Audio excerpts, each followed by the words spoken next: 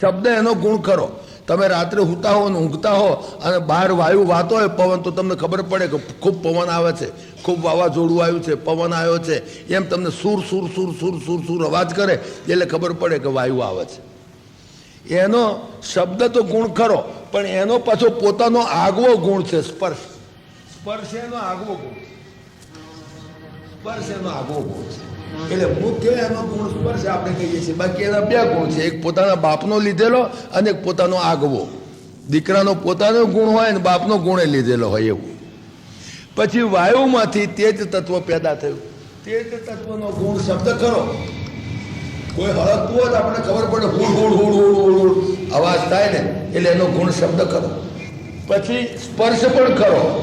તેજને હળો તો ધજાવાય એટલે સ્પર્શ પણ ખરો. પણ એનો પોતાનો ગુણ એ રૂપ, એ આંખથી દેખાય. તેજ છે તે શબ્દથી પણ સાંભળી શકો તમે, સ્પર્શથી અને સ્પર્શેન્દ્રિયથી સ્પર્શ પણ કરી શકો, આને રૂપથી એને જોઈ પણ શકો. આંખ 3 ઇન્દ્રિયો કામમાં આવી. અહીં 1 ઇન્દ્રિય આવી જોઈ ને, કર્ણેન્દ્રિય એકલી. આની અંદર 2 ઇન્દ્રિયો આવી, શબ્દ અને સ્પર્શ. 2 ઇન્દ્રિયો, એને કાનથી પણ જાણી શકાય, સ્પર્શેન્દ્રિયથી પણ જાણી શકાય. તેજ તત્વની અંદર 3 ઇન્દ્રિયો આવી ગઈ. એ તેજ શબ્દથી પણ આપણે જાણી શકીએ કે તેજ છે, સ્પર્શથી પણ જાણી શકીએ કે અડીએ એટલે ખબર પડે, અને જોડે જોડે રૂપ આંખ પણ આવી. એટલે 3 ઇન્દ્રિયોથી એને તમે અનુભવી શકો. એની પછી પાણી તત્વ આવ્યું. પાણી તત્વમાં શબ્દ ખરો. ખેતરમાં નેળિયામાં પાણી જતો ચૂલ ચૂલ ચૂલ ચૂલ અવાજ કરતા આપણને ખબર પડે, અંધારામાં હોય તે કે પાણી વહેશે, અવાજ કરે ને ચૂલ ચૂલ ચૂલ ચૂલ ચૂલ ચૂલ એમ અવાજ કરે, એટલે શબ્દ ખરો. સ્પર્શ પણ ખરો. પાણી આપણી તળે આવે ખબર પડે કે પાણી આવ્યું મારી તળે, તો તરત ખબર પડે, એટલે સ્પર્શ પણ ખરો. રૂપ પણ ખરું, દેખાય પણ ખરું, આંખથી જોઈ શકો. પણ એનો પોતાનો ગુણ રસ. તમામ રસ એની અંદર છે. જે કંઈ રસ છે એ બધાય રસ એની અંદર. જો પાણી ના હોય, પાણીનો તત્વ, તો બધું ઊકું થઈ જાય, કશું એક જ રસ ના આવે. મોસંબીમાં ના આવે, નારંગીમાં ના આવે, શેરડીમાં ના આવે, આજે તમે મરચામાં ના આવે, ને કશાયમાં ના આવે રસ, આંબલીમાં ના આવે. રસ છે એ પાણી તત્વ છે. પાણી તત્વ અંદર છે આંબલીમાં, એટલે મરચામાં પાણી તત્વ છે એટલે રસ આમ તીખાશ રસ લાગે. તમામ રસ એની અંદર. એટલે એનો આગવો ગુણ રસ.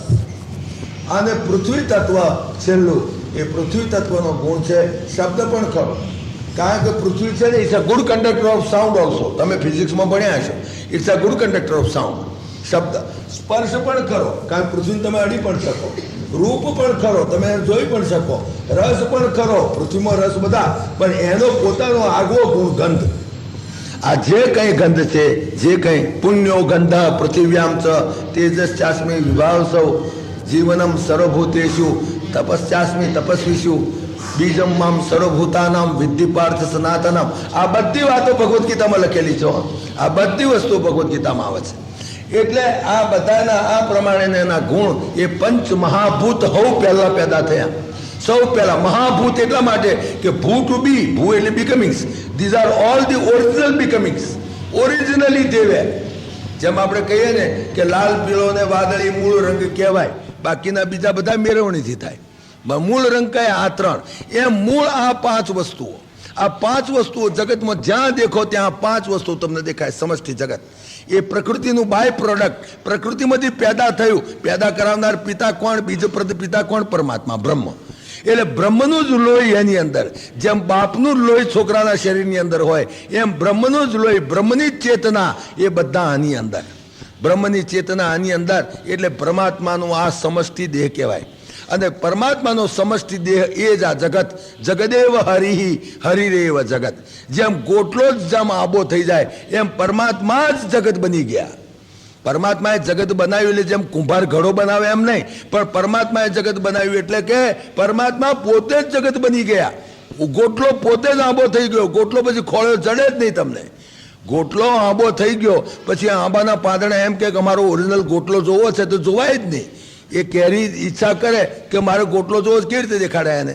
કારણ કે ઓરિજિનલ ગોટલો જ આંબો થઈ ગયો છે. એમ તમે બધા તો આંબાના પાંદડા છો, પરમાત્માના પાંદડા, પરમાત્માનું આ બધું જે તમારું સ્વરૂપ છે. હવે એ તમે ઓરિજિનલ પરમાત્માને કેવી રીતે જોઈ શકો? કારણ કે તમે જ પરમાત્મામાં છો. પરમાત્મા જ તમે બની ગયા છો.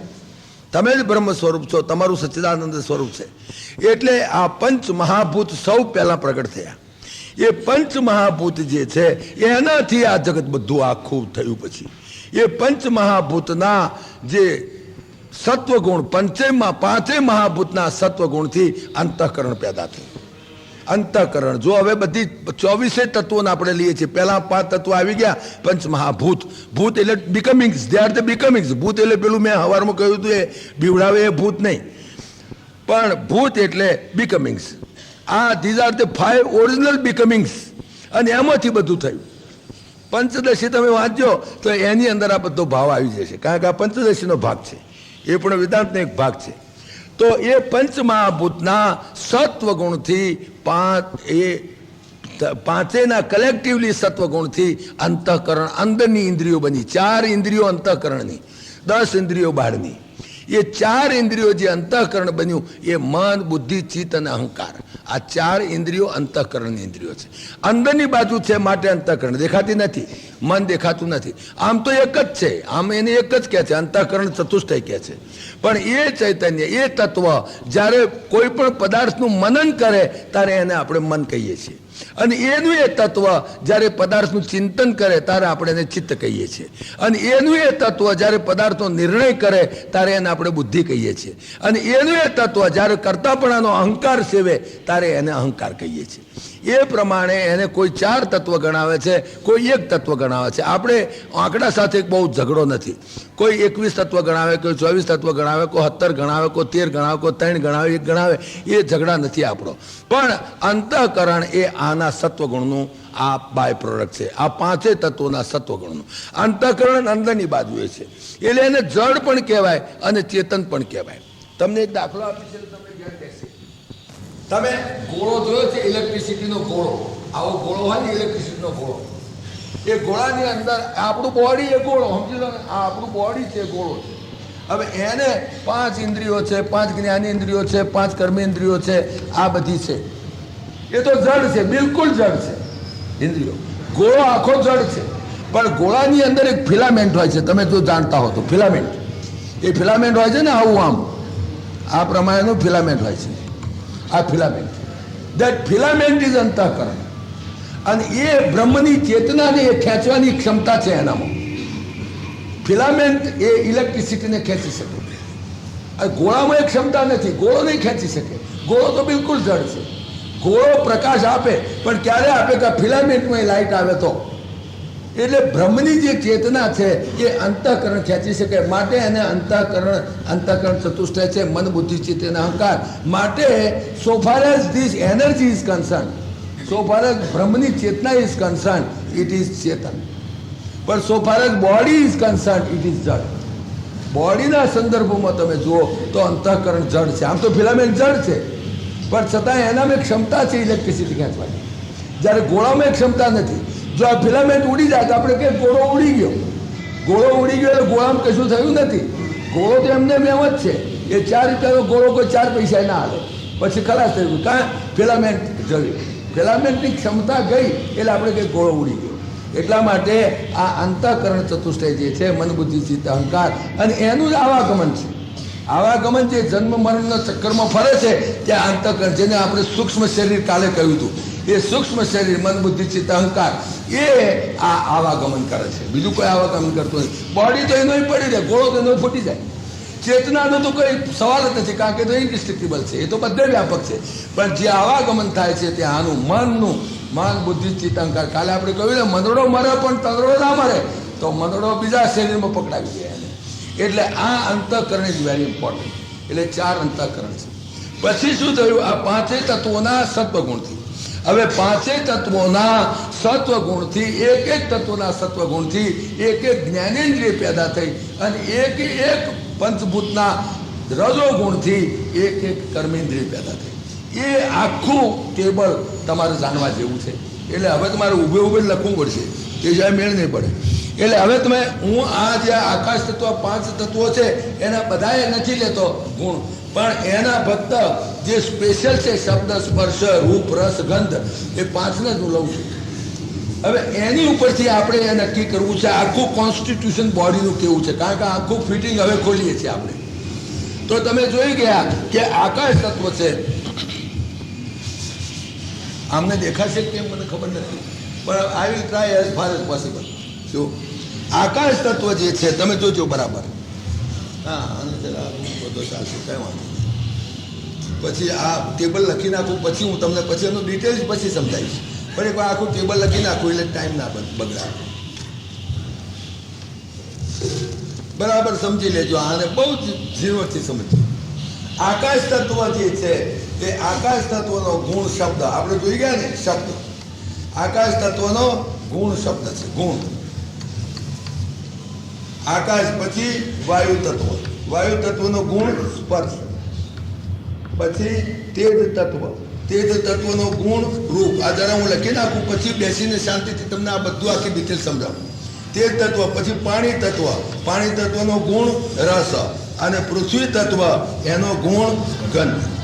આ 5 તત્વોના 5 ગુણ કહેવાય. 5 ગુણ કહેવાય. હવે એના સત્વ ગુણથી, આ એક એક તત્વના સત્વ ગુણથી એક એક જ્ઞાનેન્દ્રિય પેદા થઈ. કારણ કે સત્વ ગુણની તાકાત છે જ્ઞાન પેદા કરાવવાની. એટલે એના સત્વ ગુણથી, એક એક તત્વના સત્વ ગુણથી જ્ઞાનેન્દ્રિયો પેદા થઈ. સત્વ ગુણથી જ્ઞાનેન્દ્રિય પેદા થઈ. ઇન્દ્રિય, જ્ઞાનેન્દ્રિય. અને એ જ્ઞાનેન્દ્રિયનો એ વિષય બની ગયો. એને વિષય કહેવાય. અને એક એક આ મહાભૂતના રજોગુણથી એક એક કર્મેન્દ્રિય પેદા થઈ. રજોગુણથી એક એક કર્મેન્દ્રિય પેદા થઈ. હવે એ આપણે જોઈ લઈએ બરાબર કઈ કઈ થઈ હતી. પછી આખું ટેબલ જોયા પછી આપણે એની ઉપર ચર્ચા કરીશું. આકાશ તત્વનો ગુણ શબ્દ, અને એના સત્વ ગુણથી કર્ણેન્દ્રિય પેદા થઈ. આ જ્ઞાનેન્દ્રિય થઈ, જોયું ને. કર્ણેન્દ્રિય પેદા થઈ એના સત્વગુણથી. એના સત્વગુણથી કર્ણેન્દ્રિય પેદા થઈ.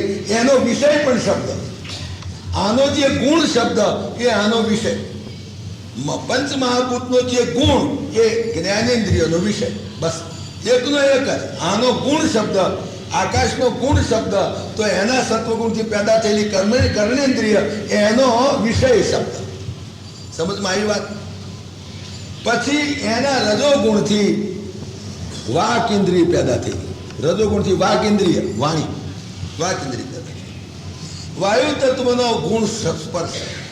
વાયુ તત્વના સત્વગુણમાંથી, વાયુ તત્વના સત્વગુણથી સ્પર્શેન્દ્રિય પેદા થઈ. સ્પર્શેન્દ્રિય. અને એનો વિષય સ્પર્શ, જોયું ને. એનો વિષય, જે આનો ગુણ એ આનો વિષય કહેવાય. ઇન્દ્રિયનો વિષય કહેવાય, પંચમહાભૂતનો ગુણ કહેવાય. અને એના રજોગુણથી હાથ પેદા થયા. એ કર્મેન્દ્રિય થઈ ગયું ને. હાથ, અસ્ત્રવ, 2 હાથ એના. પછી તેજ તત્વનો ગુણ રૂપ, તો એનાથી ચક્ષુ ઇન્દ્રિય પેદા થઈ. અને ચક્ષુ ઇન્દ્રિયનો વિષય રૂપ થઈ ગયો, જોયો ને. પેલાનો ગુણ એ આનો વિષય રૂપ.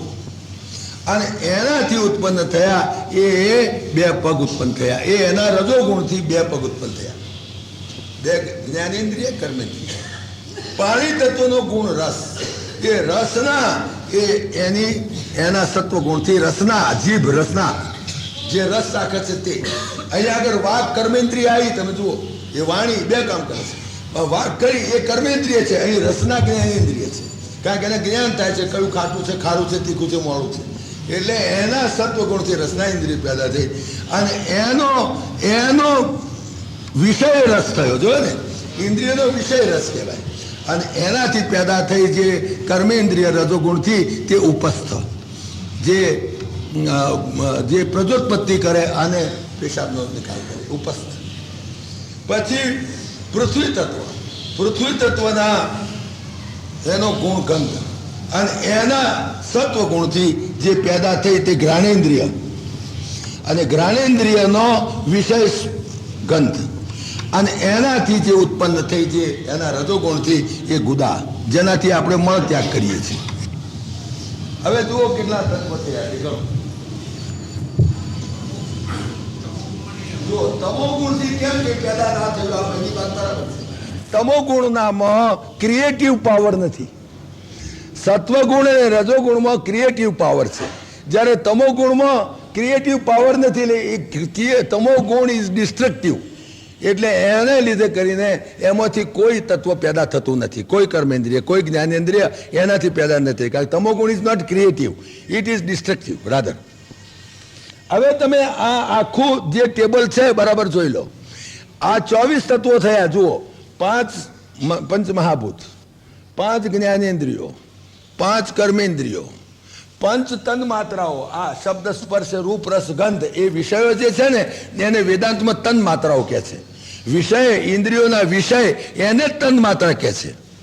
એટલે 5 તન માત્રાઓ 20 થઈ અને 4 પેલા અંતઃકરણ ચતુષ્ટય મન બુદ્ધિ ચિત્ત અહંકાર 24 તત્વો થયા. આ 24 અનાત્મ તત્વો, જેમાં પંખામાં 24 તત્વો છે, કેટલાક ચૂંકો છે, કેટલીક ખીલીઓ છે, કેટલાક પાંખ્યો છે, એ બધું થઈને 24 અનાત્મ તત્વો. એની અંદર ઇલેક્ટ્રિસિટી પ્રવેશ કરે એટલે વર્કિંગ ઓર્ડરમાં આવી જાય.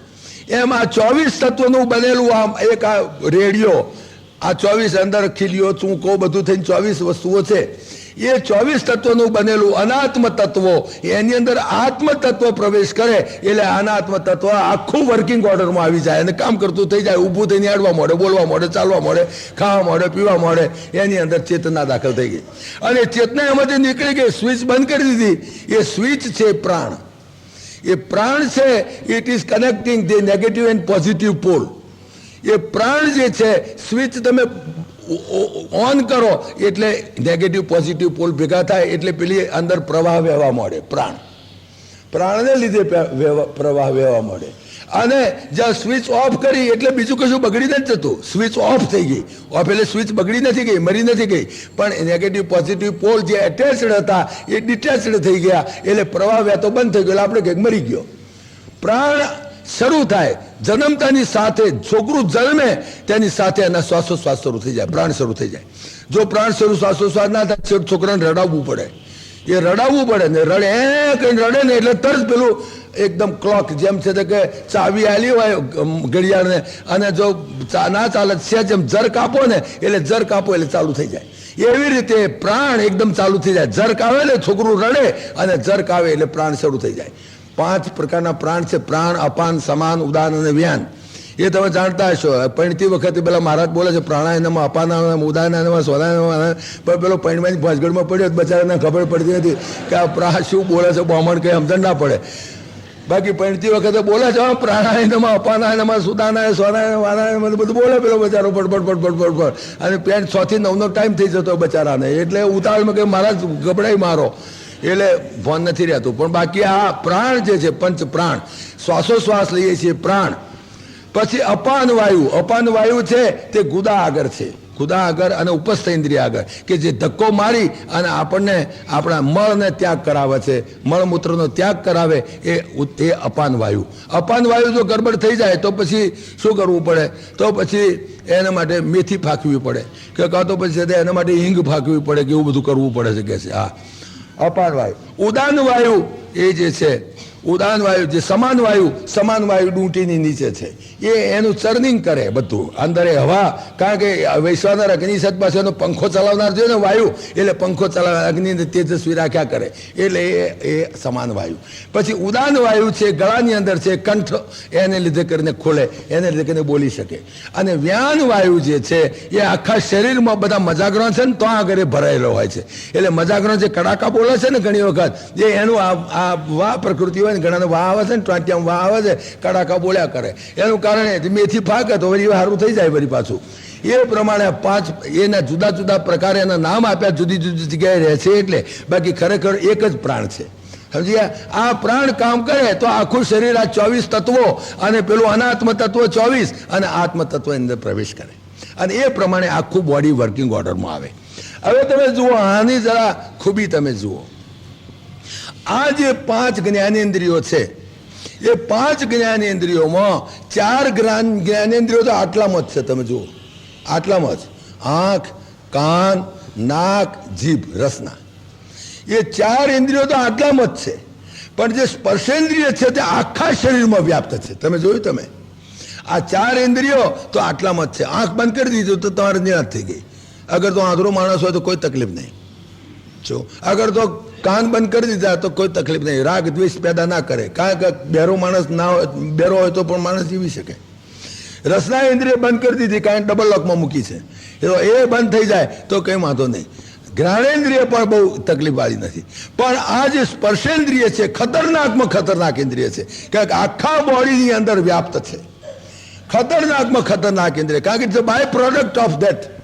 એટલે ખતરનાક ઇન્દ્રિય છે. એ તમને કઈ વખતે કામ વાસના જાગૃત કરી દે, કઈ વખત તમને ગોથું ખવડાવે ખબર ના પડે. ખતરનાક. તમે મોટરમાં બેઠા હો કે ટ્રેનમાં બેઠા હો અને સામે કોઈ સ્ત્રી બેઠી હોય આગલી સીટમાં કે સામેની સીટમાં, અને તમારો અંગૂઠાને અડે તો પણ કામ વાસના જાગૃત કરી દે. એટલી ખતરનાક ઇન્દ્રિય છે. અગર તો તમે કોઈ ભાઈ તમને પાણી આપે ને પવાલામાં જો તમારી આંગળી એની આંગળીને અડી જાય તો પણ કામ વાસના જાગૃત કરી દે. બહુ ખતરનાક ઇન્દ્રિય છે. અગર તો જોડે કોઈ ભાઈ બેઠી હોય અને એનો ખભો આપણા ખભાને અડે તો પણ આપણને કામ વાસના, અરે ખભો તો હોઈ ગયો પણ એની સાડી આપણા બુસ્કોટને અડે તો પણ કામ વાસના જાગૃત કરે. ખતરનાક ઇન્દ્રિય છે. એટલા માટે આપણા શાસ્ત્રોએ અસ્પૃશ્યતાને બહુ મહત્વ આપ્યું, પુષ્કળ મહત્વ આપ્યું અસ્પૃશ્યતાને. એનું મુખ્ય કારણ આ છે. આ બધા નીકળ્યા છે અસ્પૃશ્યતા નિવારણ કરવા, પણ અસ્પૃશ્યતા તો મુખ્ય મુદ્દો છે. કારણ કે સ્પર્શેન્દ્રિય ખતરનાકમાં ખતરનાક ઇન્દ્રિય છે. કઈ વખતે ગોથું ખવડાય દે ખબર ના પડે ભાઈ. બહુ ખતરનાક ઇન્દ્રિય છે. એટલે એને અસ્પૃશ્ય આપણે ગણવા જ પડે. અરે મારા ઘરમાં મારી પત્ની છે ને તેને પણ મારે એને અસ્પૃશ્ય ગણવી પડે કેટલીક વખત. અગર તો એ જાજરૂ જઈને આવે અને તો પછી એ રસોડામાં પેસવા જાય, કહું નહીં ભાઈ તમે બાથરૂમમાં જાઓ, નહીં ધોઈ પરવાની પછી રસોડામાં જાઓ, કારણ કે તમે અસ્પૃશ્ય છો. અસ્પૃશ્યનો અર્થ એમ નહીં કે નિંદનીય, અસ્પૃશ્યનો અર્થ એમ કે ડિસ્કાર્ડ કરો. એ અર્થમાં આપણા શાસ્ત્રોએ અસ્પૃશ્યતા નથી કહી, પણ આ બેવકૂફો ઊંધું સમજ્યા છે. બાકી ખરેખર અસ્પૃશ્યતા તો મોસ્ટ ઇમ્પોર્ટન્ટ છે આપણા શાસ્ત્રોની અંદર. અસ્પૃશ્યતા ઇઝ અ નેસેસિટી. અમુક વસ્તુ અસ્પૃશ્ય છે. અરે આ બધા રોગો ઘણા ખરા ચામડીના બધા થાય છે અસ્પૃશ્યતાને લીધે કરીને. અસ્પૃશ્યતા નિવારણ કરવાની જરૂર નથી. અસ્પૃશ્યતા છો રહી. અસ્પૃશ્યતા ઇઝ અ નેસેસિટી, કારણ કે આ ભયંકરમાં ખતરનાક ઇન્દ્રિય છે. બહુ ખતરનાક ઇન્દ્રિય છે. એટલે સ્પર્શેન્દ્રિય આખા શરીરમાં વ્યાપ્ત છે. આ બધી these are the weaknesses of human bodies we are am going to expose. કારણ કે એક્સપોઝ કર્યા વગર છૂટકો નથી. આ બધા છે ને તે આ બધી મનુષ્ય જીવનની માનવ જીવનની બીમારીઓ છે. અને એ બીમારીઓને હંતાડવાથી કોઈ ફાયદો નહીં થાય. તમે કહો કે કેમ ઓપનલી આવું બોલો છો, પણ એને હંતાડીને શું ફાયદો? કોઈ એવો ભયંકર એવો કોઈ ગુપ્ત રોગ થયો હોય કોઈ છોડીને, અને જો હંતાડ કરે તો એનું કમત મરે. એણે એની માને કે એના બેનપણીને કોઈને કહી દેવું જોઈએ. આ સમાજનો રોગ છે. આખો સમાજનો રોગ છે, અને એ રોગ એક્સપોઝ કરી દેવો જોઈએ, કહી દેવું જોઈએ સમાજની અંદર કે આ રોગ છે, ભયંકર રોગ છે. આ પુરુષોને સ્ત્રીઓને બંનેને, એમ નહીં કે કેટલા પુરુષોને જ કામ વાસના જાગૃત થાય, સ્ત્રીને પણ. તો તે વખતે સ્ત્રીઓ પુરુષોએ આ સ્પર્શ એટલા માટે મેં તમને હવારમાં કાલે કહ્યું હતું કે સ્વામિનારાયણ સંપ્રદાયે કહ્યું કે 80 વર્ષની વિધવા ડોશી એ પણ 2 વર્ષના પુરુષ બાળકને અડે તો એને અપવાસ કરવો પડે અને નાહવું પડે. કેમ આટલું બધું? કારણ કે સ્પર્શેન્દ્રિય ખતરનાકમાં ખતરનાક ઇન્દ્રિય છે. જ્યાં આગળ ભેગા ફરે ને ભેગા હરે ને ભેગા કરે, બધા ત્યાં આગળ પિકનિકમાં જાય ને અહીં જાય ને કોઈ એજ્યુકેશન ને આ બધા પડવાના ધંધા છે. આ બધા પડવાના ધંધા છે. અસ્પૃશ્યતા નિવારણ કરી અને ઉડતા ખરાબી કરી નાખી. પણ બોલાય નહીં ગવર્મેન્ટની વિરુદ્ધ બોલીએ તો પાછા હું તો તમને જાણો છો, હું તો એક તો પ્રવચન કરવા આવ્યો છું, પાછું મને મીસામાં લઈ જાય મારા બેટા અહીંના બધા, તો ક્યાં પાછો હલવો. એટલે હું તો તમને આડકતરી રીતે કહું છું. પણ અસ્પૃશ્યતા ઇઝ અ નેસેસિટી, કારણ કે ખતરનાક ઇન્દ્રિય છે. આ સ્પર્શેન્દ્રિય ખતરનાક ઇન્દ્રિય. અને રોગ હોય તો કેવું છે, આ બધા રોગોનું જ વર્ણન આવશે આજે. અને સમાજના બધા રોગો છે એ સમાજને આની ઉપરથી જોવું પડશે. આ તમારે પંચદશી વાંચાથી ફાયદો નથી, પણ એની અંદર તમે જુઓ 5 ઇન્દ્રિયોનું આપણે બરાબર આ 10 ઇન્દ્રિયોનો આપણે વિચાર કરવો છે. એક ઇન્દ્રિય જે આખા શરીરમાં વ્યાપ્ત છે તે. ત્યાર પછી તમે જુઓ બાકીની 4 ઇન્દ્રિયો તમે જુઓ. કેટલીક ઇન્દ્રિયો એવી છે કે જે એક કામ કરવા માટે 2 ઇન્દ્રિયો પરમાત્માએ આપી. જોવાની ક્રિયા 1 પણ આંખો 2. લો, એક આંખો તો ચાલત, જોઈ શકાત, પણ કે ના, એ કામ 1 કરવાનું, ક્રિયા 1 પણ ઇન્દ્રિયો 2 આંખો. સાંભળવાની ક્રિયા 1 પણ કોણ 2. લ્યો, ઊંઘવાની ક્રિયા 1 પણ નાક 2. ક્રિયા 1 અને 2 ઇન્દ્રિયો. જ્યારે આ જીભ એ એવી ભયંકર ઇન્દ્રિય છે કે એને ઇન્દ્રિય 1 ને કોમ 2 કોમ. તમે જો આ રસના ઇન્દ્રિય, અહીં કર્મેન્દ્રિય, અહીં જ્ઞાનેન્દ્રિય આવી અને વાક ઇન્દ્રિય આવી, જોઈ ખતરનાક ખતરનાક ઇન્દ્રિય. એક ક્રિયા કરવા માટે બે, એટલા માટે ડબલ લોકમાં મૂકવી પડી છે. ડબલ લોક. તમે આનું કનેક્શન નહીં તો કાનની ઉપર ઢોકણું એકય નહીં. તમે જો નાક ઉપર ઢોકણું એકય નહીં અને આનો બે ઢોકણા કરવા પડ્યા, ડબલ લોકમાં મૂકવી પડી છે. આ તમે એક ઇન્દ્રિયોના કનેક્શન જુઓ, તમે એક એક પછી જુઓ. આકાશ તત્વના સત્વગુણથી કર્ણેન્દ્રિય પેદા થઈ, જોયું તો એના રજોગુણથી શું પેદા થયું? વાક ઇન્દ્રિય. એ બંનેનું કનેક્શન છે, કર્ણેન્દ્રિય અને વાક ઇન્દ્રિયનું કનેક્શન. જો માણસ બહેરો હોય તો એ કદાપી બોબડો હોય તો એ બોબડો કોઈ દાડો બોલતો નહીં થઈ શકે, જો બહેરો હશે તો. પણ બહેરો નહીં હોય ને એકલો બોબડો હશે તો એ બોલતો થઈ શકશે. તમે જુઓ, બહેરા મુકાની શાળા ભેગી હોય છે, તમે જાણો છો ને. બહેરા લંગડાની શાળા ના હોય, બહેરા લંગડાની શાળા ભેગી ના હોય, બહેરા મુગાની શાળા ભેગી હોય છે, તમે જાણો છો. કારણ કે માણસ જો જન્મથી બહેરો અને મૂગો હોય તો એ મૂગાને બોલતો થવાની કોઈ શક્યતા નથી. પણ એકલો મૂગો હોય પણ જો બહેરો ના હોય તો એ શબ્દને પકડે. અને એ બંને ઇન્દ્રિયોનું કનેક્શન છે, કારણ કે રજોગુણથી પેદા થઈ છે, આ સત્વગુણથી પેદા થઈ છે. એટલે બંનેનું કનેક્શન છે. એટલે જો માણસ બહેરો ન હોય અને એકલો બોબડો હોય તો he can speak, there is possibility, એને બોલતો કરવાની શક્યતા છે. પણ જો બહેરો ને બોબડો બે હોય તો એને બોલવાનું કરવાની શક્યતા નથી. એટલા માટે કારણ કોઈ પણ માણસ બોલે છે તો પહેલું પોતાની જાતને સાંભળે છે. હું બોલું અને મને પહેલો સાંભળું અને મને ના સંભળાય તો શું થાય? હું બહેરો હોઉં ને તો હું ડબલ જોરથી બોલું. કેમ ડબલ જોરથી બોલે છે? બહેરા લોકો જોરથી કેમ બોલતા છે? આપણે બહેરા છીએ? આપણે ઘણી કહ્યું હું આટલા બધા જોરથી શું કામ બોલો છું? હું કંઈ બહેરો છું? હું બહેરો નથી, પણ એનો શબ્દ સંભળાતો નથી એટલે જોરથી બોલે છે. એટલે જોરથી બોલે છે. બહેરો જોરથી બોલે છે કારણે એને પોતાને નથી સંભળાતું એટલે જોરથી બોલે છે. આપણને સંભળાવા નહીં, પણ હંમેશા બહેરો માણસ બહુ જોરથી બોલતો હોય છે. તમે જોજો, બહેરો બે વાર હે, એકવાર સમજી ના હે અને એકવાર બધા હતા ભેગો હે. એકવાર બધા હતા એમની જોડે હસી લે અને પછી સમજે તાર ફરી હે પાછો. એટલે આ જે કર્ણેન્દ્રિય અને આ વાક ઇન્દ્રિય એ બંનેને કનેક્શન છે. આકાશ તત્વોમાંથી પેદા થઈ છે. આકાશ તત્વના સત્વગુણથી કર્ણેન્દ્રિય પેદા થઈ અને આકાશ તત્વના રજોગુણથી વાક ઇન્દ્રિય પેદા થઈ. એટલે બંનેનું કનેક્શન છે. તમે જોયું ને. પછી વાયુ તત્વ તમે જુઓ, વાયુ તત્વના સત્વગુણથી આ સ્પર્શેન્દ્રિય પેદા થઈ, આ સ્પર્શેન્દ્રિય. અને વાયુ તત્વના રજોગુણથી કઈ હાથ પેદા થયા. એટલે હાથ હંમેશા આ સ્પર્શેન્દ્રિયનું રક્ષણ કર્યા કરે. આ હાથ શરીરમાં ગમે ત્યાં ફરે. હું તો પ્રવચન કરવા બેઠો છું તો મને ખ્યાલ નથી, હું તો તમારી જોડે વાત કરું છું, પણ મંકોડો પગે ચડે ને તો આ હાથ આમ કરતો થપાટમાં કાઢી મેલે, પાડી મેલે એને. કારણ કે સ્પર્શેન્દ્રિયની રક્ષા એને કરવાની છે. અગર હું તમારી જોડે વાત કરતો પ્રવચન કરતો તો પણ જરાક વલુડી લઉં છે જ હાથ વધે. આ હાથ આખા શરીરમાં બધે ફરી શકે, આખી સ્પર્શેન્દ્રિયમાં ગમે ત્યાં હાથ ફરી શકે. એટલે સ્પર્શેન્દ્રિયનું રક્ષણ કરવા માટે આ હાથ એની કર્મેન્દ્રિય છે. જોયું ને, કારણ કે એક જ તત્વમાં પેદા થયેલી છે. વાયુ તત્વના સત્વગુણથી સ્પર્શેન્દ્રિય પેદા થઈ અને વાયુ તત્વના રજોગુણથી હાથ પેદા થયા. એ કર્મેન્દ્રિય પેદા થઈ. એ કર્મેન્દ્રિય અને જ્ઞાનેન્દ્રિયનું કનેક્શન, તમે દરેક ઇન્દ્રિયોના કનેક્શન જુઓ, કેવી પરમાત્માએ ખૂબી કરી છે. એટલા માટે મેં તમને કાલે વાત કરી હતી કે ખુદા હૈ ખરાદી અકલ ઉસમેં જાદી, वो आदि अनादि का करता कहाया, पवन आग पानी सुमिट्टी मिलानी. આ પાંચ તત્વો, पवन आग पानी सुमिट्टी मिलानी, रुदम की निशानी से आदम बनाया, किया कान नाशा चशम का तमाशा, जबों का खुलासा वे कलमों पढ़ाया, मुरादं कहे जो सही करके देखा, खुदा की खूबी का નહીં પાર પાયા. કેવી ખૂબી બનાવી છે. આખા શરીરનું તમે જો એક વખત તમે જુઓ તો તમને આશ્ચર્ય લાગે કે હા, આખું બ્રહ્માંડ તમે જે ખોલીને જોવા જાઓ એટલું જ બ્રહ્માંડ શરીરની અંદર તમને દેખાય. તમે જુઓ કનેક્શન. વાયુ તત્વના સત્વગુણથી સ્પર્શેન્દ્રિય પેદા થઈ અને વાયુ તત્વના રજોગુણથી હાથ પેદા થયા. પછી તેજ તત્વના સત્વગુણથી ચક્ષુઇન્દ્રિય પેદા થઈ અને તેજ તત્વના રજોગુણથી પગ પેદા થયા.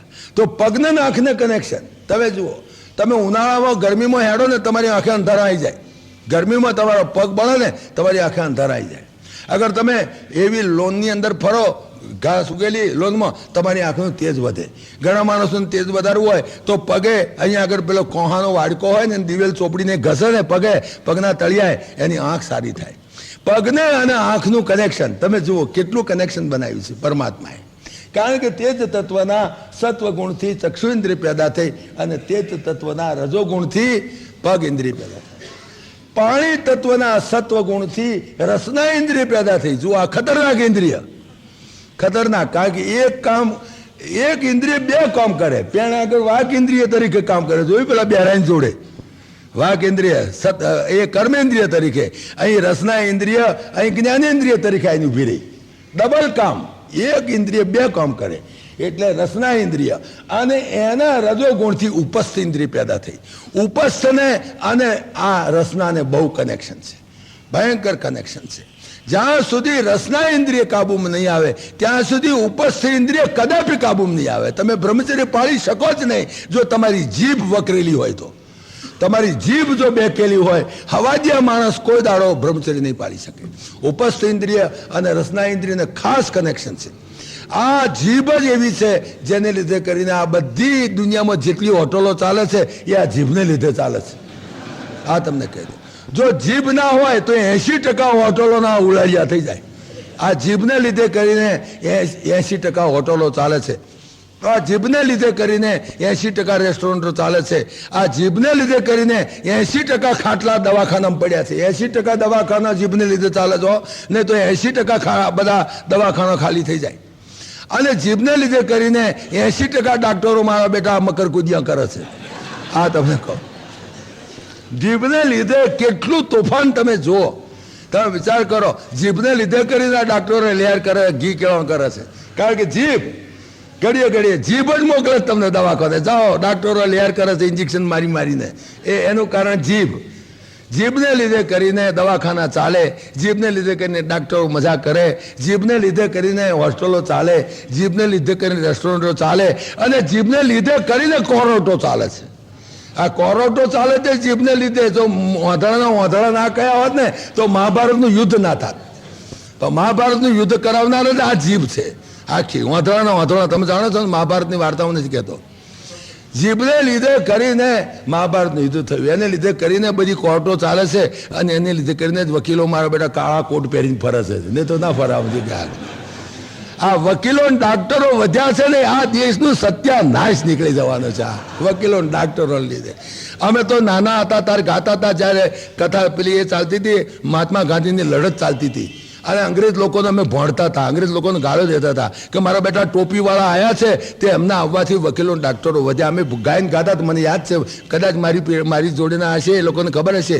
વકીલો વધ્યા ને વધ્યા, ડોક્ટરો વધ્યા, કઈ કજિયા ને વળી, રોગ રે પરદેશી ભૂખ્યા, ટોપી વાળા નો ટોળા ઉતર્યા. આ ભજન અમે ગાતા હતા કે આરામખોર ટોપીવાળાના ટોળા જ્યારથી ઉતર્યા છે ત્યારથી દેશમાં વકીલો વધ્યા, ડાક્ટરો વધ્યા, અને જેટલા ડાક્ટરો વધે એટલા દવાખાના વધ્યા, જેટલા વકીલો વધ્યા એટલા તમે જુઓ તો કજિયા વધ્યા છે, ઘટ્યા નથી. વકીલોએ કજિયા ઘટાડ્યા નહીં તો પ્રમાણ એવું હોવું જોઈએ કે જેમ વકીલો વધે તેમ કજિયા ઘટે, જેમ ડાક્ટરો વધે તેમ દર્દ ઘટે. એને બદલે કયા રેશિયોમાં વધે છે તમે જુઓ. હા, એ રેશિયો એનો ઊંધો છે. એટલે તમે જુઓ, આ ખતરનાક, એ બધાનું મૂળ કારણ આ જીભ છે. આ તમને કહું, આ જીભ અને ઉપસ્થ, આ બે ઇન્દ્રિયો એટલી ખતરનાક છે. એને લીધે કરીને અને જીભ અને ઉપસ્થ બબ્બે કામ કરે છે. એ મળ ત્યાગ કરવાનું કામ કરે છે અને પ્રજોત્પત્તિનું કામ પણ ઉપસ્થ કરે છે. એ આ બે ઇન્દ્રિયો એવી છે કે જે એક ઇન્દ્રિય ડબલ કામ કરે છે. બાકી બીજી બધી ઇન્દ્રિયોની અંદર એક કાર્ય માટે બે ઇન્દ્રિયો આપી છે, જ્યારે આ બે ઇન્દ્રિયોને બબ્બે કામ માટે એક ઇન્દ્રિયો મૂકી છે. જો પરમાત્માની ખૂબી તમે જુઓ, ખતરનાકમાં ખતરનાક ઇન્દ્રિયો છે. જો જીભ કાબુમાં આવી જાય તો કેટલાય હોટલો બંધ થઈ જાય. જો જીભ કાબુમાં આવી જાય તો કેટલી રેસ્ટોરન્ટો બંધ થઈ જાય. જીભ કાબુમાં આવી જાય તો કેટલા દવાખાના બંધ થઈ જાય, કેટલા ડાક્ટરોનો પાટિયા હેઠળ ઉતરી જાય. કોઈ ડાક્ટર વકીલ ખોટું ના લગાડજો ભાઈ સાહેબ. હા, તમને કહો. હા, બાકી સાચી વાત છે, કેવું પડે. જૂઠું બોલે શું ફાયદો આપણને?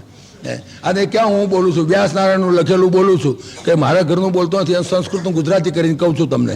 બાકી જે તમારે કંઈ વાંધો પડે તો વ્યાસનારાયણ જોડે લડી લેજો, મારી જોડે ના લડવા આવતા, મહેરબાની કરી. સમજી ગયા ને કે વ્યાસનારાયણનું જે સંસ્કૃતમાં બોલેલું છું એનું જ ગુજરાતીમાં બોલું છું. તમે કહેતા તો શ્લોક કાઢીને બતાવી દઈશ તમને, મને વાંધો નથી. તકરાર હોય તો વ્યાસનારાયણ જોડે કરજો, મારી જોડે નહીં. તો એને લીધે કરીને તમે જુઓ, જીભને લીધે કરીને કોર્ટોના કેટલા કેસો બંધ થઈ જાય, કેટલા વકીલો બિચારા સુખી થાય અને છૂટા થાય તો બીજું કંઈક ધંધે વળગે. બસ આ બે ખતરનાકમાં ખતરનાક ઇન્દ્રિયો છે. તમે જો એનું કલેક્શન કેટલું વિચિત્ર છે તમે જુઓ.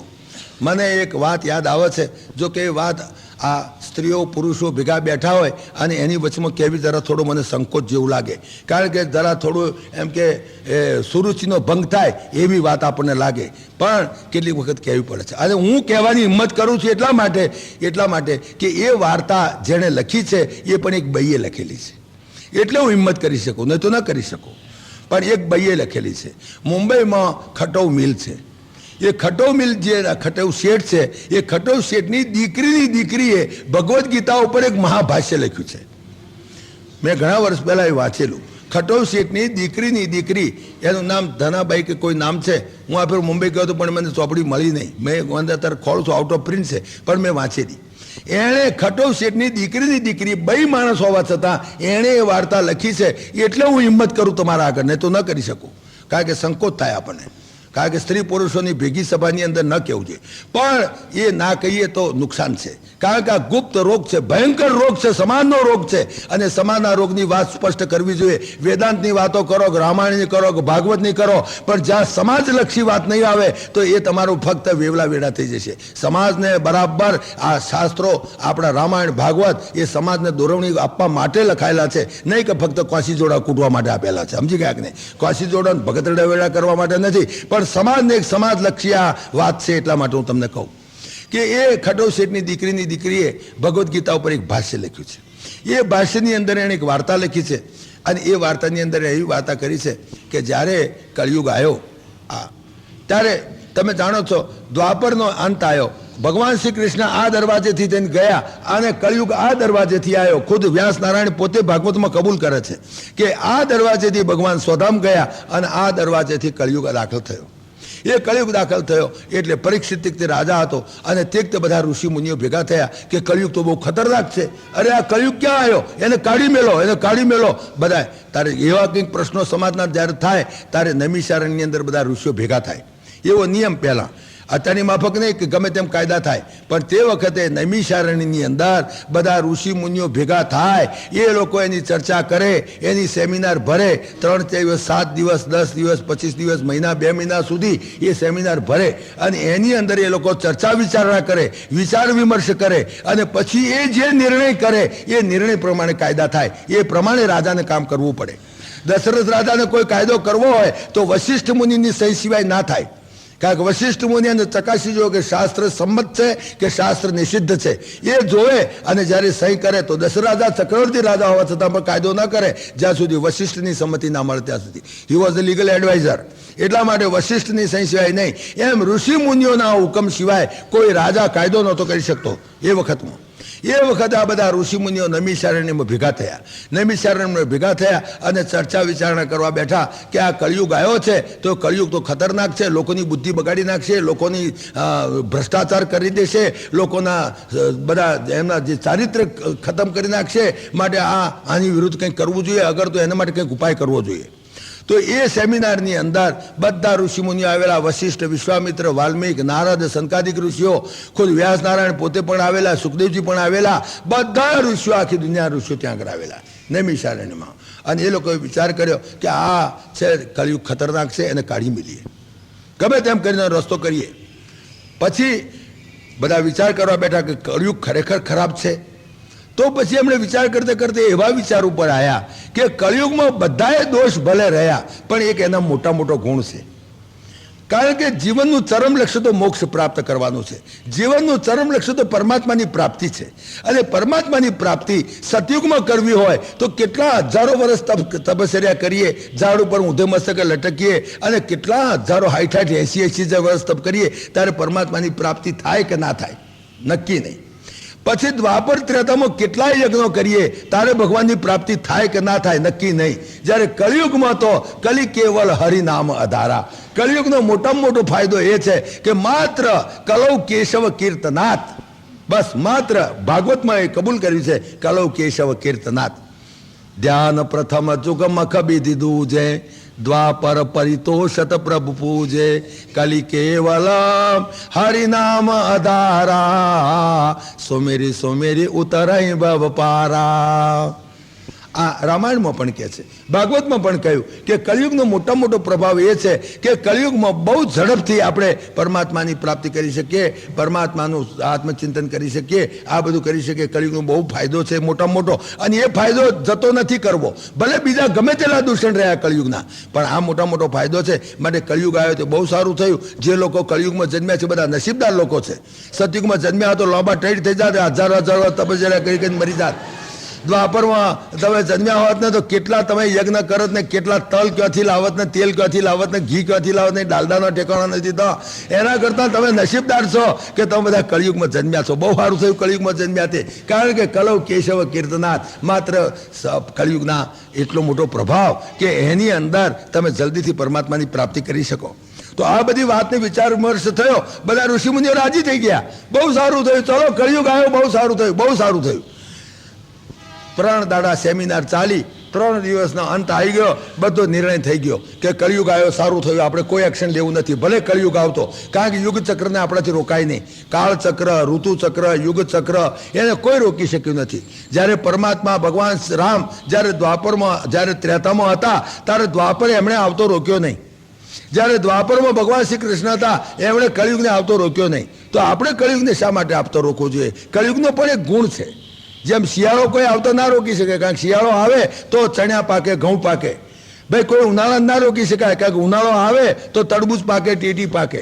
દરેકના ગુણ હોય છે. તો કળિયુગનો મોટા મોટો ગુણ એ છે કે એની અંદર માણસ માત્ર બહુ સહેલાઈથી પરમાત્માની પ્રાપ્તિ કરી શકે. માટે કળિયુગનો બહુ સારો પ્રભાવ છે. માટે કળિયુગ ભલે રહ્યો એમ કહીને બધા ઋષિમુનિઓ રાજી થઈ ગયા. હવે સેમિનારને છેલ્લે દાડે પછી એ લોકોએ મનોરંજન કાર્યક્રમ રાખે ને, આપણે સેમિનાર પૂરી થતા મનોરંજન કાર્યક્રમ રાખે, જમવાની ખાણી પીણી એ બધું કરે.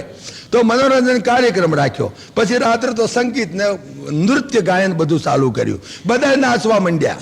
જેની પાસે જે હતું વાજિંત્ર લઈને નાચવા માંડ્યા. કોઈ ઢોલકું લઈને નાચવા માંડ્યો, કોઈ ડમરું લઈને નાચવા માંડ્યો, કોઈ વળી કરતાલ લઈને નાચવા માંડ્યો, કોઈ વળી કંઈ જેની પાસે કોઈ ચીપિયો લઈને નાચવા માંડ્યો, કોઈ વળી કંઈ જેની પાસે જે સાધન હતું એ સાધન લઈને બધા ઋષિ મુનિઓ નાચવા માંડ્યા. સનકાદિક ઋષિઓ ને વિશ્વામિત્ર ને વશિષ્ઠ ને વાલ્મીક ને બધા ઋષિઓ નાચવા માંડ્યા પોતાની પાસે જે કંઈ વાજિંત્ર હતું તે લઈને.